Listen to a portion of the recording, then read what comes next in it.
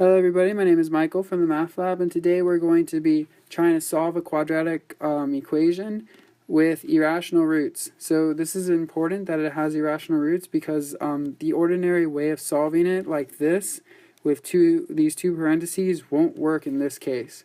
So we're going to use something called the quadratic formula, which I have written over here. So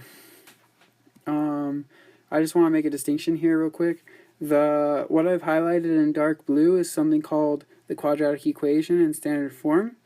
And what's highlighted in green is the quadratic formula that we're going to use to factor. So first thing I want to do is use the quadratic equation to figure out what these A's, B's, and C's stand for in the quadratic formula in our equation. So I want to figure out what the A is in our equation. So what I'm going to do is I'm going to look at what's with the x squared. That should be A. So the number that's with the x squared is 2. That means that A should equal 2.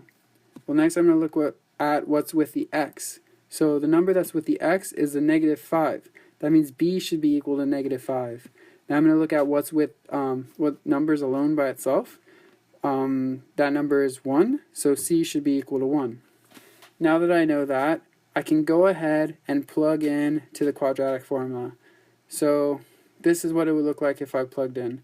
So all the B's become negative 5, as you can see here. And all the A's became 2, as you can see here. And the C, the only C in the quadratic formula, became 1. As you see there. So now that I've plugged in, I can go ahead and start simplifying.